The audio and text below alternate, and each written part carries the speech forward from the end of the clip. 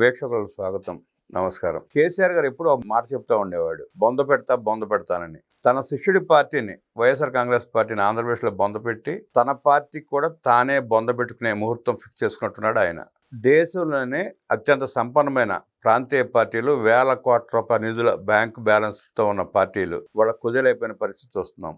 ఇవాళ మున్సిపల్ ఎన్నికలు, కార్పొరేషన్ ఎన్నికలు, పంచాయతీ ఎన్నికలు చూస్తే కాంగ్రెస్ అత్యధిక స్థానాలు గెలిచి బీఆర్ఎస్ని 2వ స్థానానికి పరిమితం చేసి ఓట్ల శాతం కూడా పెంచుకున్న కాంగ్రెస్ పార్టీ బీఆర్ఎస్ పరిస్థితి 2029 ఎన్నికలు వచ్చే నాటికి అక్కడ వైఎస్ఆర్ కాంగ్రెస్ పార్టీ, ఇక్కడ బీఆర్ఎస్ పార్టీ అసలు ఉండే అవకాశం ఉందా? పోటీ చేసే స్థాయి కన్నా వీళ్ళు ఉండగలుగుతారా? ఇవాళ ఎన్నికల ఫలితం వచ్చిన సందర్భంగా వైఎస్ఆర్ కాంగ్రెస్ పార్టీ, బీఆర్ఎస్ పార్టీల పరిస్థితి ఏంటి, కాంగ్రెస్ సాధించిన విజయాల పట్ల విశ్లేషించడానికి మనతో పాటు ఉన్నారు సీనియర్ జర్నలిస్ట్ డివి శ్రీనివాస్ గారు. వారిని అడిగి మరిన్ని విశేషాలు తెలుసుకుంటారు. సార్ నమస్తే.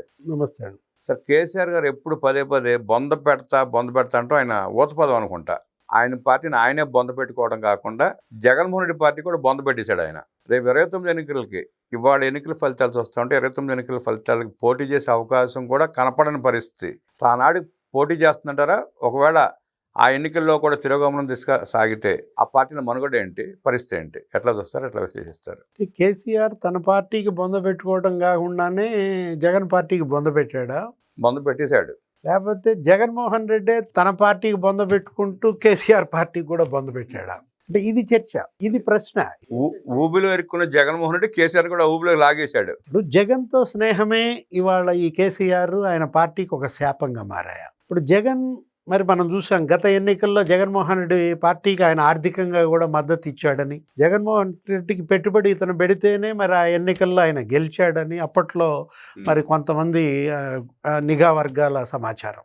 అంటే ఇప్పుడు మనం తీసుకున్నట్లయితే మున్సిపల్ ఎన్నికల ఫలితాలు, అరే చావు తప్పి కన్నులొట్టబోయినట్టుగా మరి 300-400 స్థానాల్లో మాత్రమే, వార్డులు మాత్రమే దక్కాయంటే 2/3 కాంగ్రెస్ స్వీప్. అది రేవంత్ రెడ్డి నాయకత్వం. కాంగ్రెస్ పార్టీల్లో మరి మంత్రులు, ఎమ్మెల్యేల యొక్క సమిష్టి పోరాటం. మీరు మరి ప్రచారం చేశారు, హరీష్ రావు లేకపోతే కేటీఆర్ అసలు ఏ విధంగా చేశారు? అసలు ఆయన్ని జాతిపిత అన్నారు. రేవంత్ రెడ్డిని వాడకూడని మాటలో భాష వాడి తిట్టారు.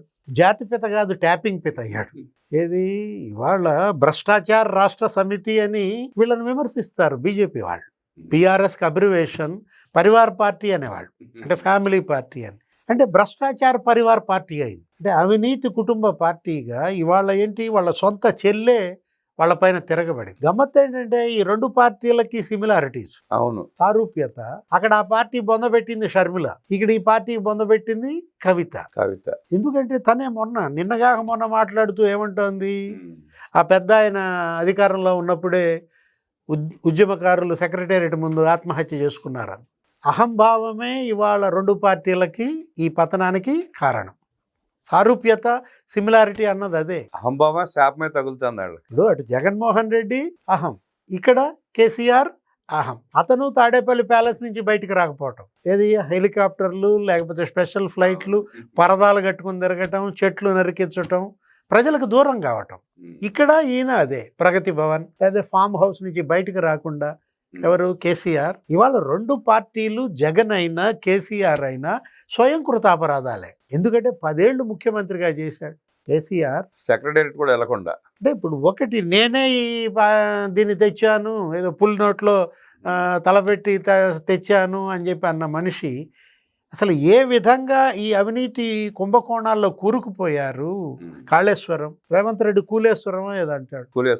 3 పిల్లర్లు కాదు 30 పిల్లర్లు కొట్టుకుపోయాయి అంటున్నాడు, దెబ్బతిన్నాయి అంటున్నాడు. నిన్న కూడా ఢిల్లీలో మాట్లాడుతూ ఇంకో 5 ఏళ్ళు నేనే సీఎం అంటూ ఆయన ఏదో లెక్క చెప్పాడు. ఏంటి, 2027 జూన్కి జనాభా గణన పూర్తవుద్ది, ఒక 60 రోజులు పట్టుద్ది నివేదిక, తర్వాత నియోజకవర్గాల పునర్విభజన కమిషను, మహిళా రిజర్వేషన్లు ఖరారు, 29 ఎన్నికలు జరుగుతాయి, ఒక 6 నెలలు ఇంకా ఎక్కువ ఉంటా నేను, తర్వాత 5 ఏళ్ళు ఉంటా అంటే కేసీఆర్ ఒక 6 నెలలు ఎలక్షన్ ముందు జరిపాడు. అందుకని ఇప్పుడు ఇంకో 6 నెలలు తెలంగాణ ఎన్నిక వెనక్కి వెళ్ళి ఆంధ్రప్రదేశ్తో పాటు వస్తాయి 2 చోట్ల ఎన్నిక. 2 ఒకసారి వస్తాయి. అక్కడేమో పవన్ కళ్యాణ్ మేమే 15 సంవత్సరాల పరిపాలన ఉంటాం అంటున్నాడు ఈయన, నేను ఇంకో 10 ఏళ్ళు నేనే ఉంటాను అంటున్నాడు ఈయన. అంటే ఇక 2 పార్టీలు 2029 తర్వాత అడ్రస్ గల్లంతు అడ్రస్ లేని పార్టీలు అవుతుంది. అంటే అంతరించిన జీవుల జాబితాలో ఈ 2 పార్టీలు చేరడం ఖాయం. అంటే ఏంటి, ఆ రోజు అధికారం ఉందని అక్రమ వసూళ్ళు, కుంభకోణాలు. అరే బెదిరించి వసూళ్లు చేయటం, బ్లాక్మెయిల్ చేయడం. అక్కడ జగన్మోహన్ రెడ్డి అయినా, ఇక్కడ కేసీఆర్ అయినా అరే బులియన్ మర్చెంట్స్ అండి. బంగారపు వర్తకుల్ని బెదిరించి వసూలు చేశారని, రియల్ ఎస్టేట్ వాళ్ళ ఫోన్లని వాళ్ళని బెదిరించారని, సెలబ్రిటీలు, హీరోయిన్లు ఫోన్ ట్యాపింగ్ చేసి బ్లాక్మెయిల్ చేసి బెదిరించి బతకడం తప్ప వీళ్ళు పాలన చేసింది ఏం కనపట్టలేదండి. ఇదో ఏంటంటే ఫామ్ హౌస్లో ఉన్నారు కేసీఆర్. ఇప్పుడు ఈ ట్యాపింగ్ కేసులో విచారణకు పిలిపించారు. పిలిపిస్తే ఆయన ఫామ్ హౌస్కి వాళ్ళని రమ్మని పిలుస్తాడేమో అనుకుంటే ఆయన్నే నంది హిల్స్కి తీసుకొచ్చి, ఇప్పుడు మున్సిపల్ ఎలక్షను, ఇప్పుడు కనుక మీరు కమిషన్ దగ్గరికి వెళ్తే ఎంక్వైరీ జరిగితే మనకు మైలేజ్ వస్తుంది, ఓ ఓట్లే ఓట్లు, మున్సిపాలిటీలన్నీ గుద్దొదిలి పెడతారు మనకి, మా జాతి పితకి ఇంత పరిస్థితి తెస్తాడా రేవంత్ రెడ్డి అని ఓట్లు గుద్దుతారు అనుకుంటే ఏం జరిగింది? జాతి పేతం చేశారు. అంటే ఏంటంటే ఇవాళ మరి వాళ్ళు చేసిన విమర్శలన్నీ జనం తిరగొట్టారు. రేవంత్ రెడ్డిపై వాళ్ళు చేసిన ఆరోపణలన్నీ ఇవాళ మరి తిరగొట్టారు. ఇదే కదా దగ్గర దగ్గర 900 పైగా వార్డులు ఇందాకటి వరకు నేను చూస్తే. కాకపోతే బీజేపీ మరీ అన్యాయంగా 3వ ప్లేస్గా ఏమో పడిపోయింది. ఏది 8 పార్లమెంట్ సీట్లు గెలిచినటువంటి బీజేపీ అక్కడికి వచ్చేసరికి 200 వార్డులు రావడానికి మరి ఇది పడిన పరిస్థితుల్లో, అంటే సెకండ్ ప్లేస్ వచ్చింది అని చెప్పి జబ్బలు దరుచుకుంటారా బీఆర్ఎస్? ఒకవైపేమో మొన్న ఆ జూబ్లీ హిల్స్ ఎన్నిక చావు దెబ్బతిన్నారు. అతను బ్రహ్మాండంగా ఎన్టీఆర్కి భారతరత్న నేను మద్దతు పలుకుతున్నా అన్నాడు, విగ్రహం పెడతా అన్నాడు, మద్దతు పలుకుతా అన్నాడు. తెలుగులాడు, మంచి ఆటగాడు. ఎవరు మైండ్ గేమ్ ఆడుతున్నాడు, ఎవరు? రేవంత్ రెడ్డి. ఇప్పుడు నువ్వేమో తెలుగుదేశం ఓట్లు కోల్పోయావు. ఆ రోజు చంద్రబాబుని జైల్లో పెడితే నువ్వేదో ఇక్కడ పండగ చేసుకున్నాడు, ఎగతాలు చేసి పరాస్కాలాడి ఇక్కడ చేస్తారేంటి ధర్నాలు, అక్కడ పోయి చేసుకోండి అని. అంటే చేతులారా చేసుకున్నాయే. ఏది తెలుగుదేశం వాళ్ళ ఓట్లన్నీ కోల్పోవటం కాదు, రేవంత్ రెడ్డికి ఆ ఓట్లన్నీ ట్రాన్స్ఫర్ అయ్యేలా చేస్తున్నారు వాళ్ళే. చేశారు. అంటే జగన్తో స్నేహం వల్ల వీళ్ళ యొక్క పతనం ఎలా ప్రారంభమైందంటే ఆ ఓట్ బ్యాంక్ ఎటు వీళ్ళకి రాదు, రెడ్డి ఓట్లు ఎటు వీళ్ళకి పడవు. టోటల్గా ఆ ఓట్ బ్యాంక్ అంతా రేవంత్ రెడ్డికి గంపగుత్తగా పడుతోంది. రెంటికి చెడ్డ రేవడయ్యాడు. ఇద్దరు అట్లాగా అయ్యారండి. అక్కడ జగన్మోహన్ రెడ్డి, ఇక్కడ ఈయన క్లాసికల్ ఎగ్జాంపుల్స్.